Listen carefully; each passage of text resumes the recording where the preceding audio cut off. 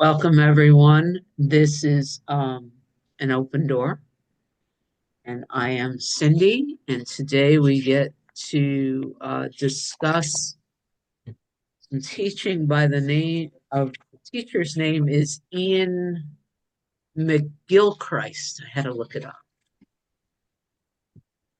Um,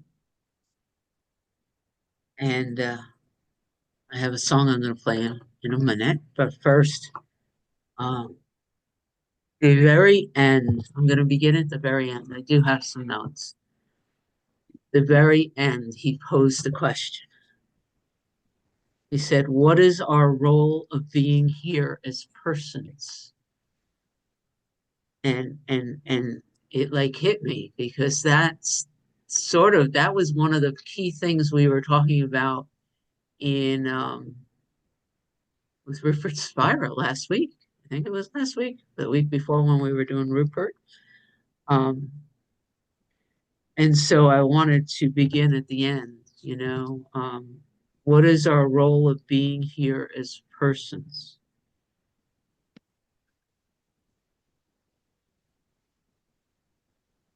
The answer that made me think of Sandra, and it was the very end of the poem that he ended his presentation with. The line is, "What I do is me, for that I came." That's stunning. So that to me embodies so much of what Sandra has been teaching me. Just do you, you know. Um, Rupert last week, um, when he was asked the question, "What is our purpose for being?"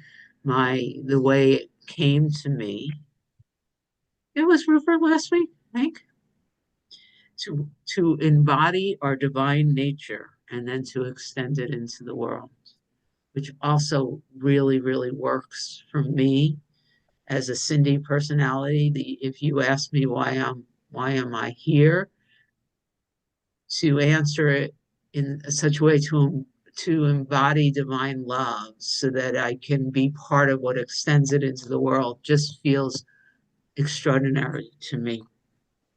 And then Iain also,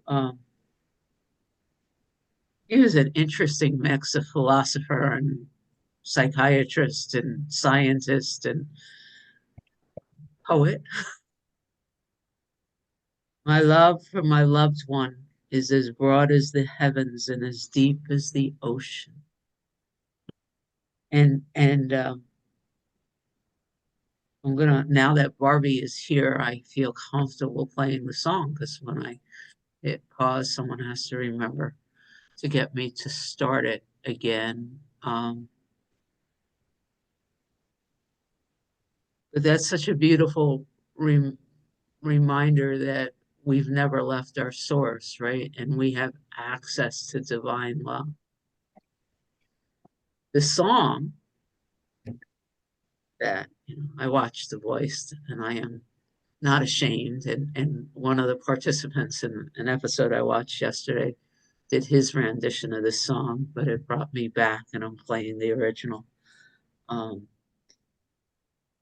the song reminds me that as a human being in form, I'm really temporary. So the song is Kansas, Dust in the Wind. And now that Barbie is here, Barbie, I am putting us on pause, and it's your job to make sure I hit record again, okay? All right, here we go. Thank you for the opportunity for me to spend time with that song with you. It's amazing how bringing songs up that I used to just listen to because I thought they were great songs. Now I'm listening to them decades later, and all of a sudden they have such a deeper meaning. It's kind of cool. All right, so there's no order to the basic notes I took, number one.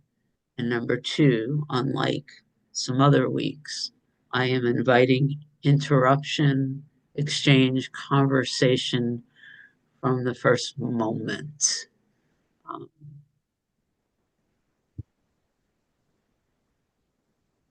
I appreciated the fact that over and over and over again, Iain talked about stuff that we talk about here.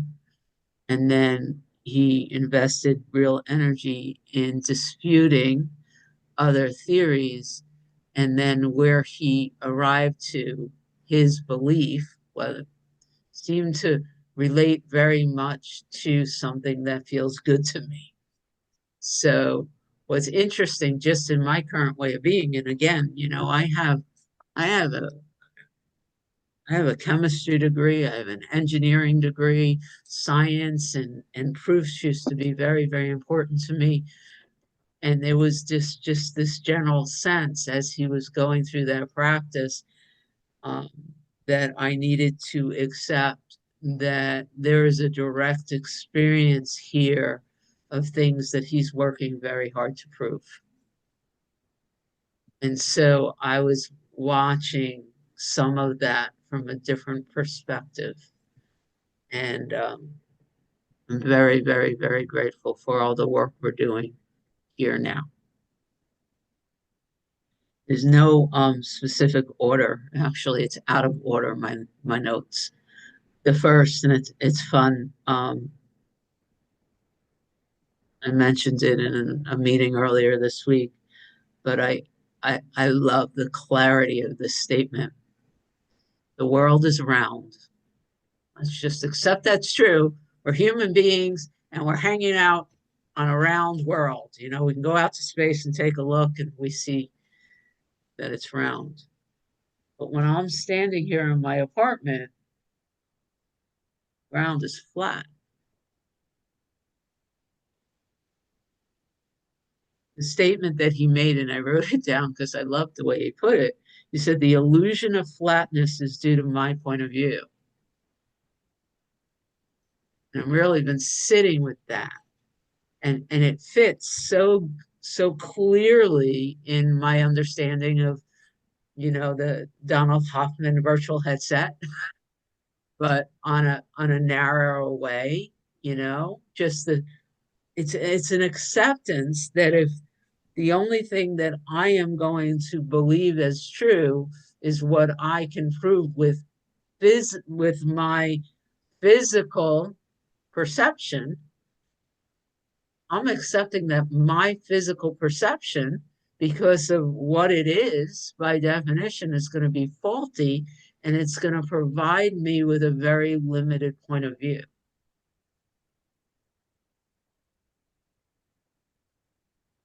And I go also add to that as I'm sitting there listening, to me, the world I see holds nothing that I want. Beyond the world I see, there's a world that I want.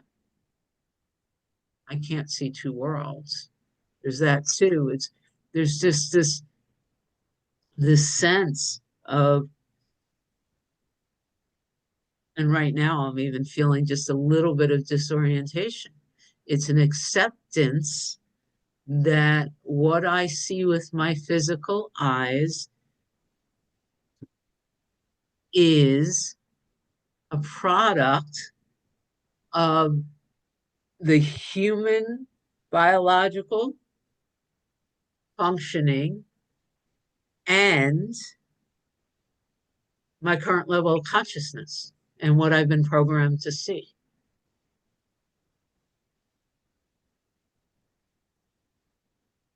And all of that for me came out of that one line. I accept that the world is round, but my physical experience of the world is that it's flat. And the longer I sit with those two statements, the more uncomfortable the part of me that believes the world that it sees is informing her of truth is becoming, which is just interesting and kind of cool to be in that. So um, that's the first kind of pointing that I wanted to place in our conversation. And again, please, if you want to talk about it or anything that's coming up, go ahead. Melanie. Hi, thank you, Cindy. Hi, everybody. Um, Yeah, that made me think that also we have to be careful because like for example, if you believe, if you look at railroad tracks, they look like they come together, right? And if you believe that, you'll ever be afraid of getting on a train. So we have to be careful to not always not believe what we see, and also I guess that's where Byron Katie comes in. Question your thoughts because they might not be interpreting what's really true, what is true at some level. So it's just ultimately just being open to possibility and to not knowing. I think that's Not knowing. leading me to from what you were saying. Yeah. But Okay. it's even for me, it's even deeper than that. Like Mm. it is question, it is allowing me to question everything that I used to think was true. Yes. Oh, And all and assumptions. Yeah. yeah, and I'm getting chills, so I'm going to say this out loud, even though it might feel like it's a slightly separate subject. But what's coming? Oh, all the hair on my arms standing up. Joel Goldsmith states over, and I've listened to probably 1,000+ hours of his teaching, right, since we did it here. And he says clearly, and so many of our other teachers have said it too, God is all there is. God is all love. There's no conflict in God. God is divine love. So all evidence to the contrary, the picture he gave me, which is why this came up, he said, all evidence to the contrary is the same as the ocean that blocks the desert road. It's a mirage. And the power it has is the one you just pointed to, right? If I am driving on a road in the desert and I see an ocean in front of me, if I make the decision that that ocean is blocking the road and I stop, it has the power to stop me and hold me stuck. But if I look at the ocean that's blocking the road in front of me and I know that it's not true, it's a mirage or a mesmerism, I keep driving, and the illusory boundary just dissolves.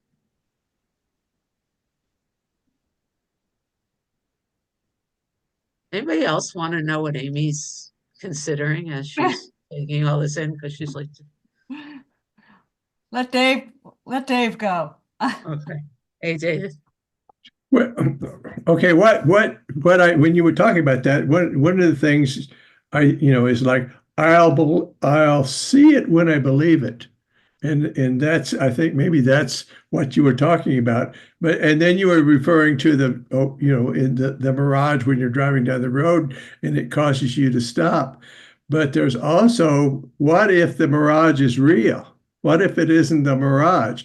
I drive into the ocean or drive into the whatever it is that I thought I saw, and I really did see it, but I didn't. I thought what I saw wasn't real. So it's almost like I don't know what I mean by all this, but it just seems like, well, that's so we have to discern somehow what's real and what isn't real. And and so I'm kind of stuck there because I also like to say only love is real, but that's okay unless you're driving down the highway in the desert. Then you need a little something else. So I don't have any answers to my questions, but I do have questions. I can tell you what just came up as I was listening to you, unless Amy's ready to speak. You ready to speak yet? You go ahead and then I'll observe a few things. All right. So, um, I have a dear friend who I'm talking to a couple times a day now. She was just diagnosed with cancer,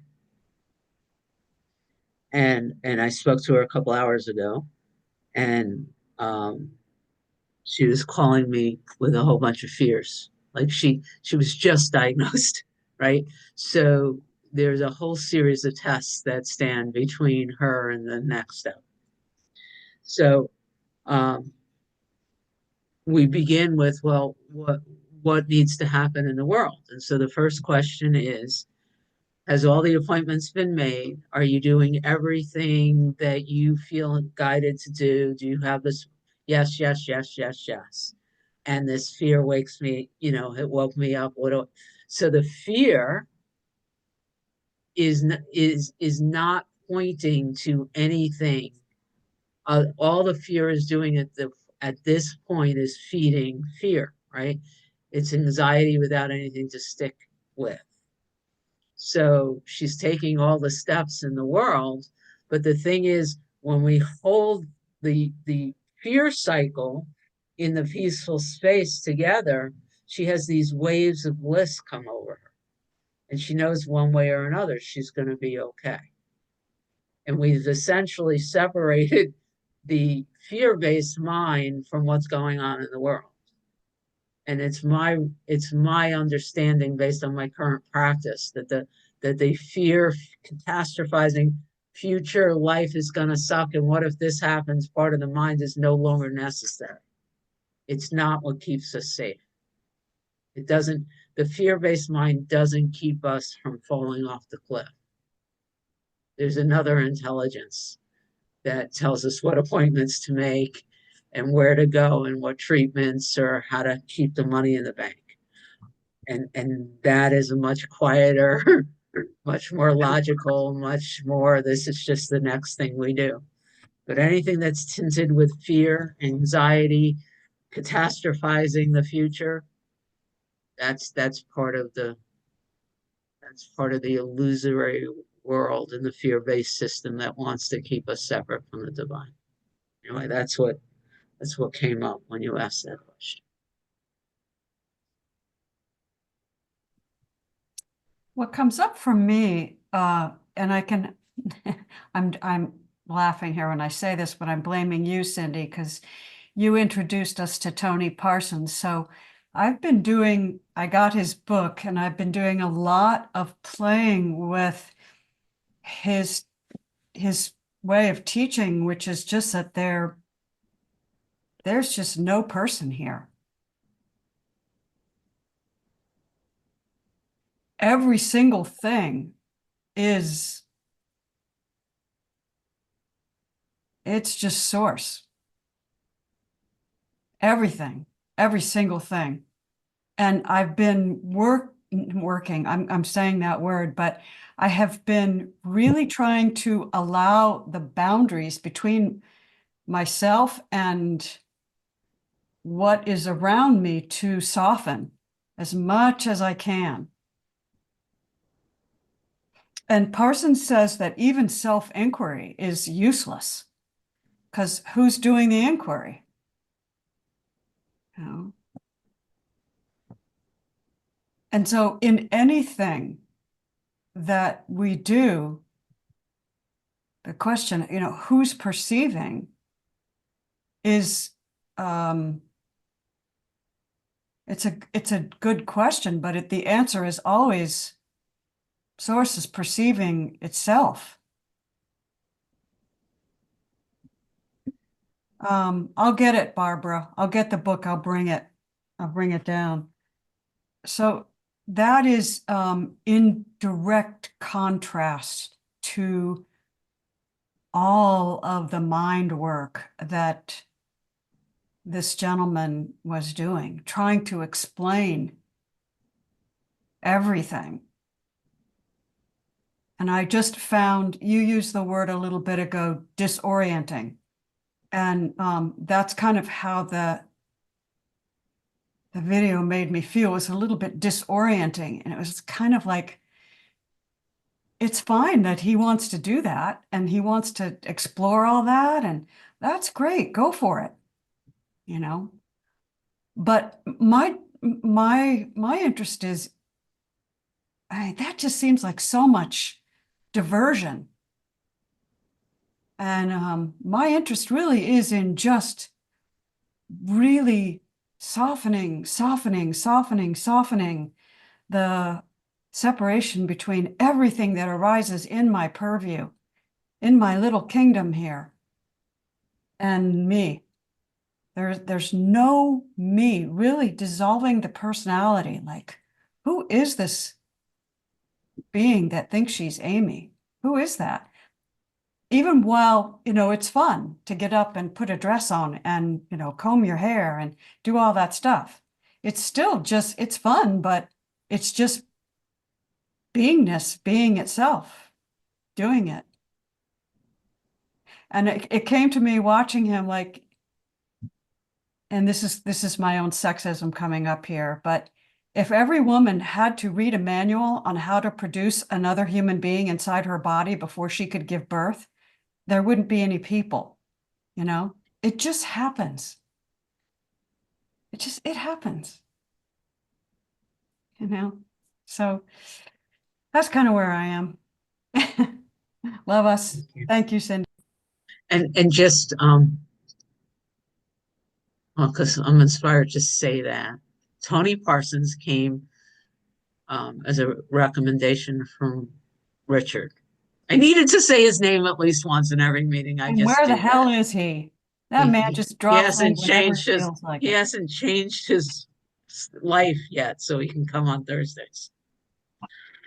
Next week, not next week, we won't meet. It's Thanksgiving in the US. The week after, I have a video from Pima Chodron, and because somebody here said that she was reading her book. I don't remember who it was, but somebody meant, David. There you go. So Pima Chodron came because I heard David say her name. After that, it's Matt and Joy Kahn, and I blame Amy for that one.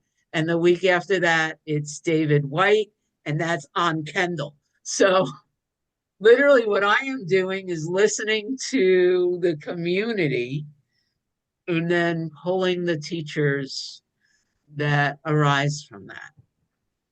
So with that, Melanie. Oh, thank you, Amy. I really I always love the simplicity. I always like to get it down to the most basic, simple essence. And then so much, as you say, is added on. I know you remind me somewhat of Don Hoffman as well, because they get into all that. But I think they came, and tell me if this is right, they actually come to the conclusion that consciousness is all there is. Did you get okay? And I found that the last 3 or 4 minutes of his talk, the rest, was really where it boiled down to what the essence was. And because I kind of was, just kind of trying to figure out the left brain, right brain, and all that. But he comes down to saying that I think consciousness is everything, and it's waking up to knowing it to itself. It's waking up to knowing itself, and it's like a dance, waking up. So that was the one that really just woke me up. That little essence at the very end, he got much more poetic and alive to me. Yeah. So, he used a lot of words, and it was very interesting to disprove things that I've long stopped thinking about, and to point more and more to the truth. And I can remember not too long ago where his discourse would have been very, very important to the part of my mind that needed everything to be proven. But I also just found him entertaining, between him asking for more time and saying, "Don't worry, coffee's coming." He had a kind of cool, interesting personality. I could see myself, sitting around the bigger table with him and listening to him and being entertained. But yes, I agree, Melanie, that his final conclusion seemed to fit. Hey, David. I'm going to answer my own question that I asked earlier about knowing, because I've in the past, or maybe yesterday or 15 minutes ago, I felt like I needed to know everything. I mean, I need to know this, and I don't know why that happens and why this doesn't happen, and da da da. And I can't know everything, and but if I feel, and to me, feeling to know everything is a defense against fear. And so, because if I don't know everything, then how am I going to function in this really complicated existence? But then I wrote down, not knowing and not needing to know is all I need to know. I mean, I don't need to know that stuff, but by not needing to know, I know.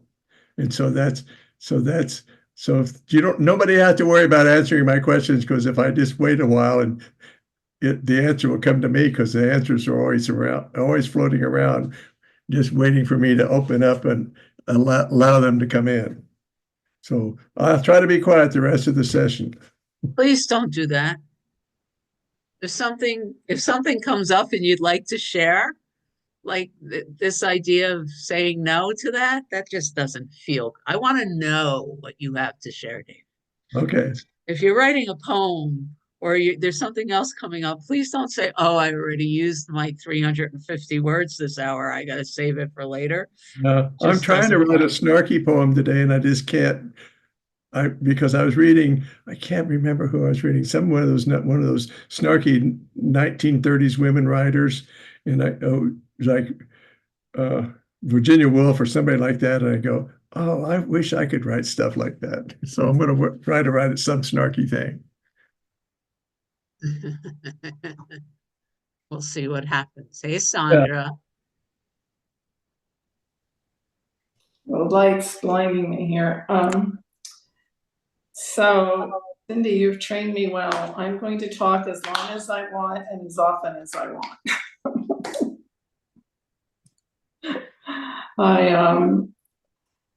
I thought, am I really going to jump in on this? But I am. I'm going to jump in on this discussion because right now, after listening to this gentleman who was long-winded, who I agree with everything everyone said about him, and yet there was something that ignited a spark in me as I listened to him.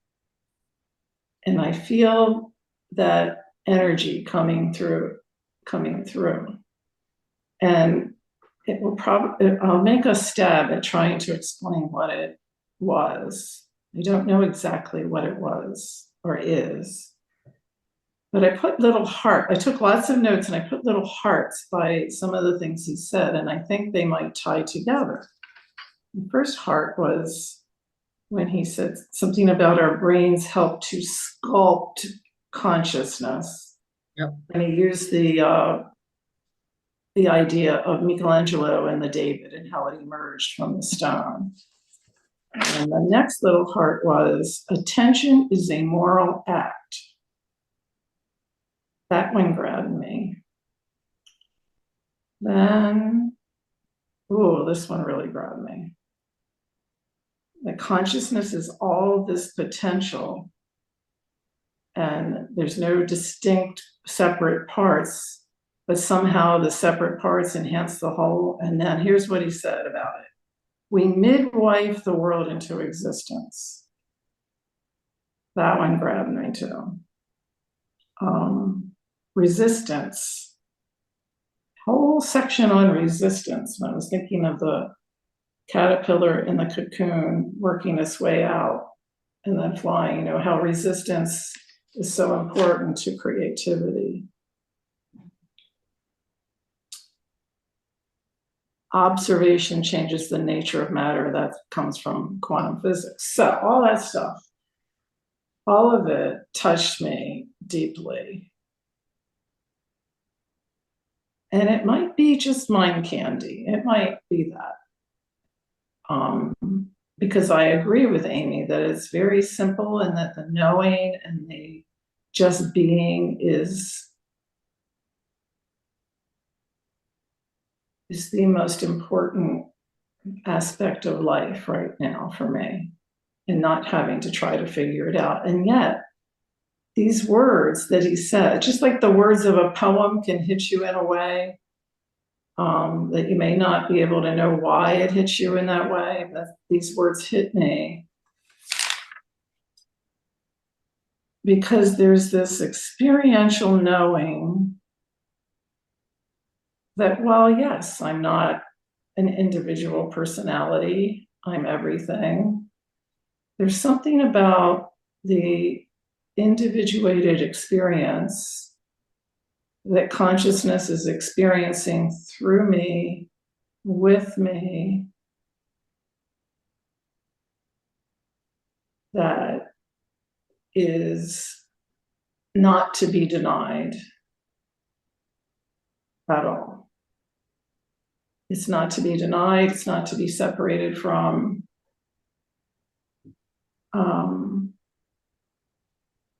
It's a mystery.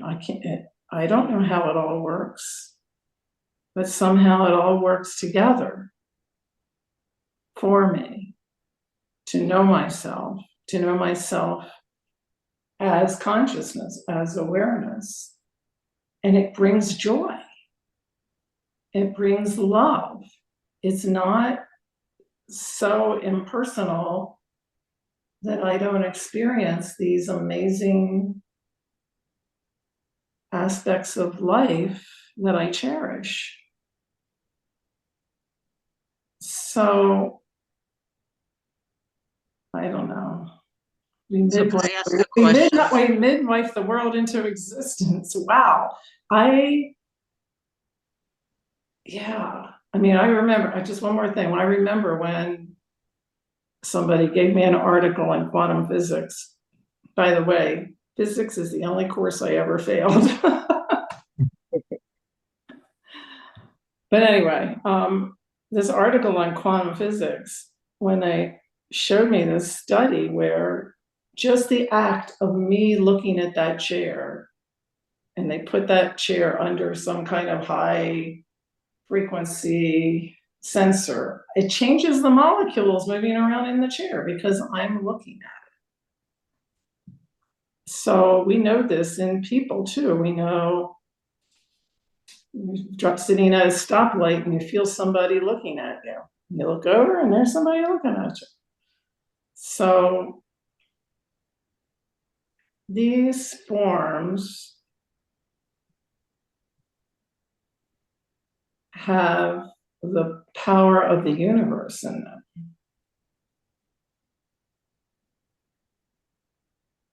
And there's something very sweet about the interconnectedness and the distinction among us, to me. I don't know. Go ahead, ask your question. Well, the line that lit up, and perhaps I'm just going to sit with it because I let it go by, even though it was part of the preview and all that stuff, is this idea that attention is a moral act. Everything else that you mentioned was something that I sat with and looked, but that line, I let it pass me by until you said it.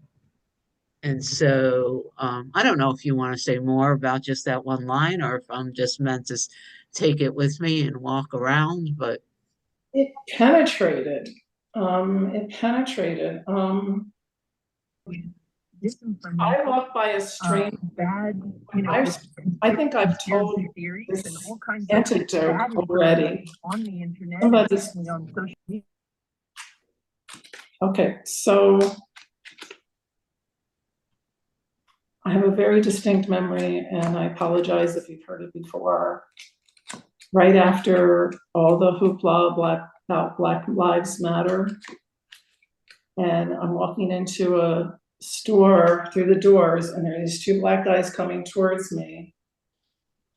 And something in me opened the door for them, and I said, "Good morning, gentlemen. Let me hold the door for you." And it felt so good. And then as I was walking through, and I don't know why I did that, it just happened. The guy turned around and I turned around simultaneously. We turned around and looked at each other. And he said, that smile, the smile I had given him. And I felt it too. And there was like this energy. And then we both walked off. That's what attention is, a moral act to me. It's being here, listening to each of you as you deeply share. And like I said a few seconds ago, because of the power in our being, that attention changes things for good. while we're here in this not real world or whatever it is. But it has to matter. There's something in me that knows it matters. Does that answer you? Well, I hadn't heard that story, and this story answered it. My system quieted down and like something downloaded. So thank you. I'm just so grateful to you, to each of you. What does Amy call it? The Nendago feeling? The Nadego joy. Dago joy. It's Dago it's joy. like it's overflowing. It's spilling out. It's so lovely. And if I have to be a character in this world for a while, I'm grateful that I get to be this character. Yay. Hey, Verby. Yeah, talking about the joy, I'm so excited. We got our first snowfall of the winter here. Not much falling, but it's falling.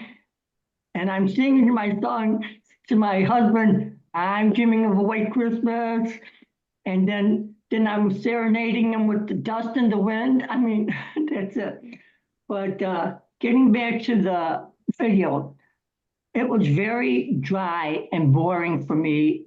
Too much words. It took me about 3 hours to get through it because I wasn't resisting it, but it was too dry. Too much words for me. Well, I didn't take a lot of the courses. The only course I just loved was astronomy. The other courses I had, so I did want to know a little thing, but then it's to the point. I don't need to know. Because last night when I woke up and I went back to bed for an hour plus, it's like I'm sitting in bed and I'm contemplating. I mean, I'm thinking all sorts of things and whatever. And this morning when I woke up, it's like I realized that I don't need to know and that the pain that I was experiencing is gone. And I thought I knew, but really I didn't. But I don't need to know that because eventually it'll end. But then I'm talking to my husband, I said, do you know, I realized that some of my neighbors are living in a fantasy world. I can notice this now. They're already projecting what will happen in 3 or 6 months. And this one girl, she didn't have her son she had her son for 3 years. She signed her off to her mother, and now she has him, and she goes, oh boy, I'm going to get my son back. But she doesn't, and I'm not judging, but she really doesn't know how to mother. And it's like, she's living in a fantasy world. My neighbors are living in a fantasy world. So I can notice that because I'm not doing that. They talk to us, and I tell my husband, I just shoo my husband away, let them talk, because that's not where I'm living. I'm living in the now, and the only thing I can't know is what I know now. I can't know anything that's going to happen. If it happens, it happens, but I'm living in the now. I'm in the present. And that's where I'm realizing things more. I'm awake. I used to have my realizations during the nighttime, but now I'm having them during the day. And if I wasn't in the present moment, I wouldn't have realized that. I'm thinking, I realized that maybe I've been awakening since I was a little kid, because every time a traumatic thing happens, a part of me breaks away. And I thought I was being strange, something's gone. Yeah, part of my personality, but it's like, no, I thought I'm changing. Because way back when I was 10 years old, I was saying to my cousins, you know what you don't know without realizing you don't know it. And it's like, it took me a while to figure that out, but everybody's saying it nowadays. It's like, hey, I was sitting on something and things have been falling into place that maybe I knew what was happening. I didn't know what was happening then, but I know now that I was probably changing the way I feel, because I feel so much alive today. I mean, hearing all you talking, it's like, Yeah, I got a lot to live for. Thank you. Thank you. All right, I have two other points on my Oh, list. one other question, sorry. What did he mean by emergence? It arises. Okay.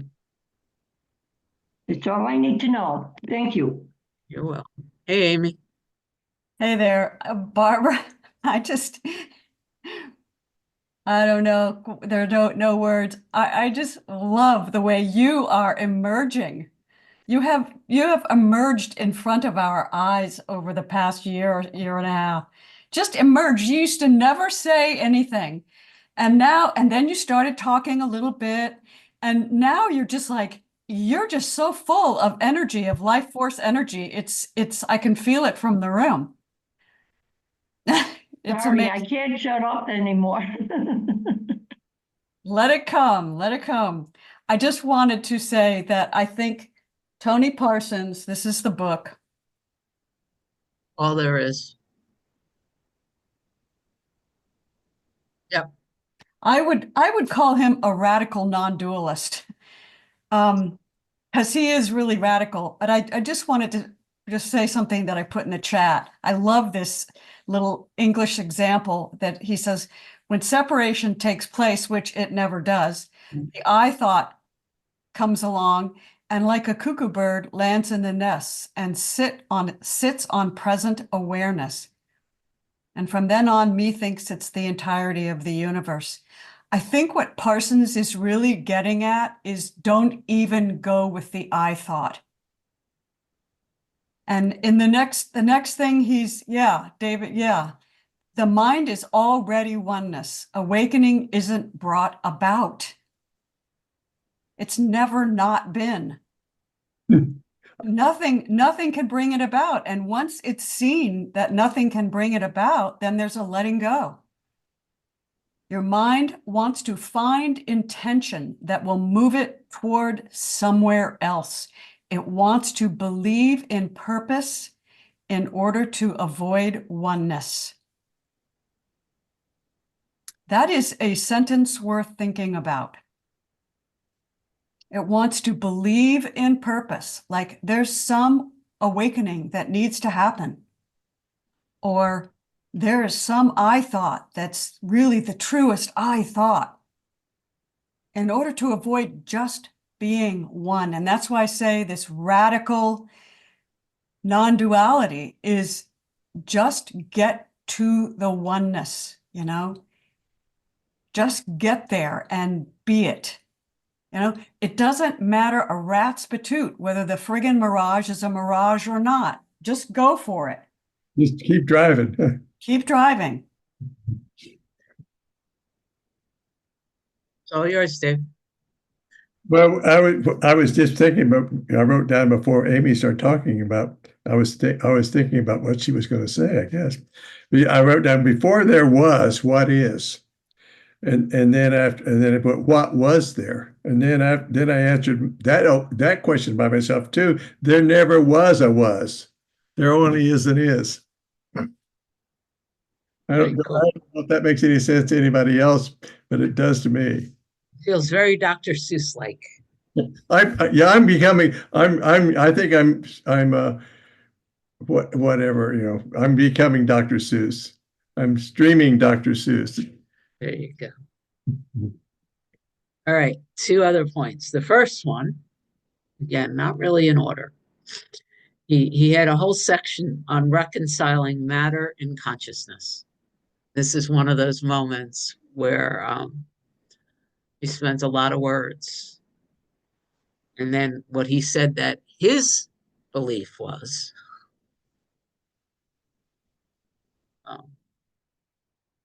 matter and thoughts or consciousness, they're different, distinct phenomena reflecting different aspects of the indivisible reality.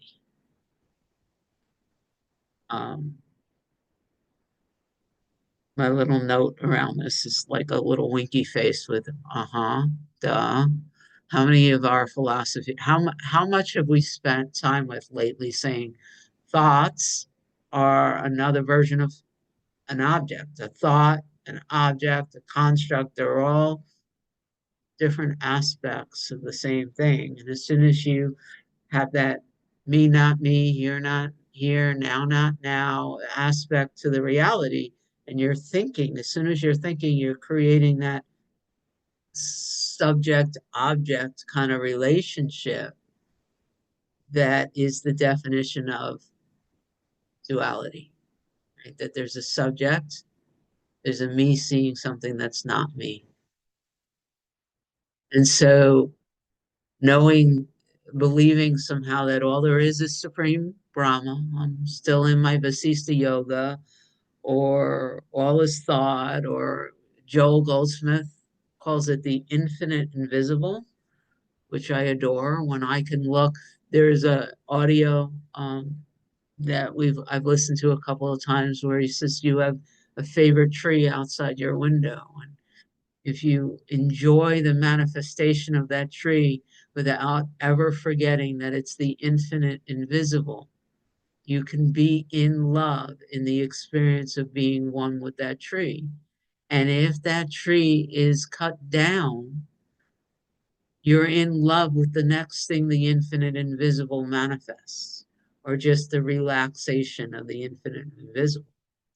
If you have fallen in love with that tree, or you believe you're attached and clinging to an object outside of yourself, and the tree is cut down, you're suffering a loss that only took place in a belief that what you are was something other than what created that tree.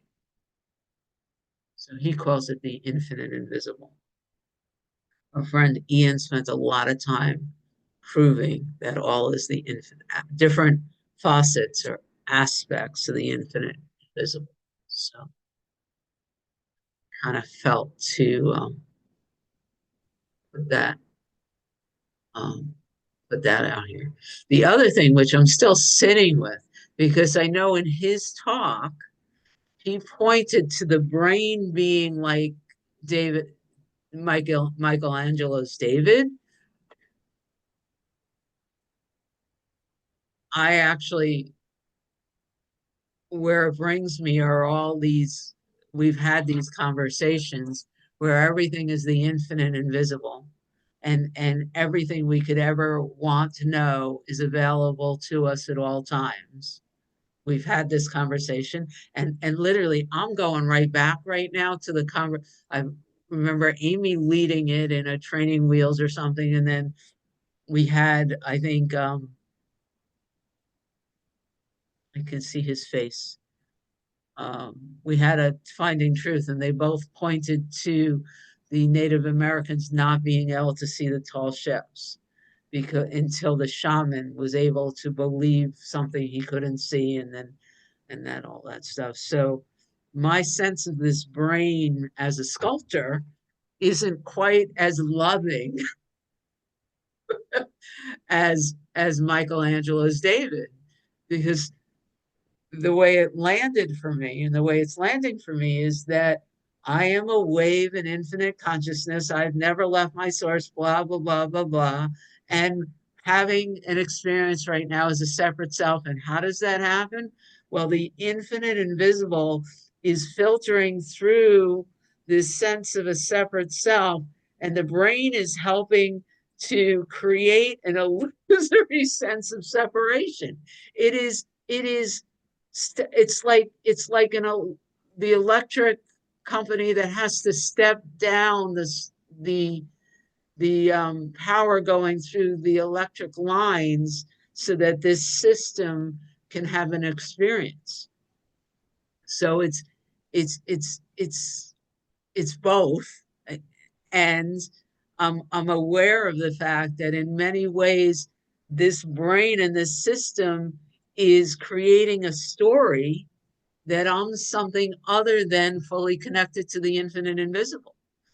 And so much of the work I'm doing right now, Cindy, is allowing for the brain and the system to be reprogrammed and upgraded somehow so that I can have more and more and more access without all the stuff that this body is doing to tell me I'm something other than the love that created. I don't know if that's, I'm glad for the opportunity to be saying all of this out loud this way. But I recognize that this programming continually, I love all the different experiences, and it's also continually trying to convince me that fear has a worthwhile purpose in my life. And this is something to worry about. This is all of those other things. So anyway, that's the brain is sculpting, but is it sculpting in a way that is most useful to my desires to have a full and rich life? Maybe that's the question I'm putting out there. So I have a question for you. May I ask you a question? Yes. What, that, with what you just said, is it possible to simply accept that whatever is happening, even if it is being sculpted by the brain, is all part of it? It's all for you, even if it produces an emotion like fear? Or are we supposed to try to transcend that in some way? In the 5 or 4 minutes left that we officially have in this meeting, I have a yes and kind of response, which states that over and over and over again, there is a sense here in this experience that I fully accept what is going on. And in that acceptance, I keep running into what feels like choice points. I literally have these experiences that I've become more and more conscious of, because whatever is happening here, there seems to be an awareness right now that is slower than the thinking that's happening in Cindy. In other words, I'm having the experience of being able to watch Cindy's thinking I've been able to watch it turn on. I can watch these moments where it feels like it's starting to take over. And there are all these points that feel like I have choice. And I literally have had the direct experience of being able to watch the thinking that Cindy's having while I'm watching start to generate an energy of fear. And when I rest back and say, well, I don't need to be sucked into that, I can watch the fear die down and a different experience is happening. So within everything that you just said, yes. And I feel like I continually am giving the opportunity to choose um, choose how I am with any given moment. And to answer Kay's question, I got about our next book potentially after reality checks. At this point, we're leaning towards Practicing the Presence by Joel Goldsmith.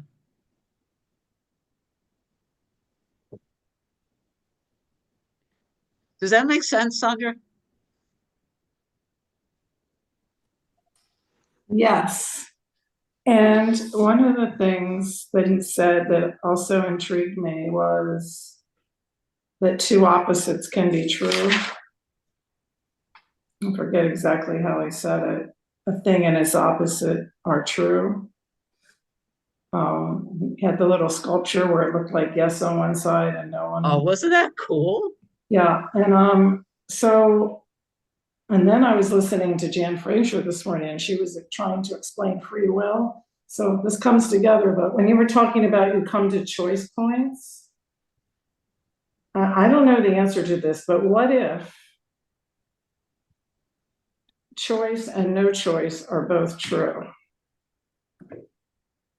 Yeah, I don't literally know where the choice that there feels like a choice point. I don't know where the energy comes for me to choose God in that moment. Yeah. So I don't know if if we have to figure that out at all, but I just was very interested in how our limited brain tries to make things into opposites. And I'm not sure. I thought that was an interesting point. Amy. Amy, go. I think if you're going to try to figure out about choice and not choice being true, before you answer that question, you have to know who's making the choice. Yeah, yeah. Right? So where does the thought of choice, where does the thought come from? And it does not come from the cuckoo sitting in the nest of I am awareness. That's a very good point. And just because this is so awesome, I was before this meeting, I was getting us ready for reality check for tomorrow. And I have a 5-minute Helen Hamilton video inviting us not to talk about inquiry, but to experience it. And the chapter we're moving into in reality check, if we read the whole thing, is literally about the difference between talking about inquiry and being willing to sit with these questions. And so that's pretty cool that we've ended this session in what for me feels like the beginning of our next open door meeting tomorrow at 10 a.m. Any final words while we're still recording? I just let you know I can't make the 10. I'm not available till after 11:30 on Friday, but I did get the book, the reality check, and I did listen up until you stopped recording from your last. Thank you for doing that, Chuck. I really appreciate your doing that. If it makes, I want you to be with us. Thank you. All right, I'm gonna stop. Can I just say I love us? And I'm gonna read this out loud without even reading it. All of us have different points of view. We can share our ideas, but not expect agreement. We all dance to different drummers. I don't have anyone's answers. I love that. I love that. There were a whole bunch of other comments that we didn't read out loud, but I love us. And I love that we don't need to love all these different teachers. That's not the purpose of what we're doing in this hour. It's actually something much deeper than that. Yeah. So let me stop the recording. See us all later. David, what were you going to say?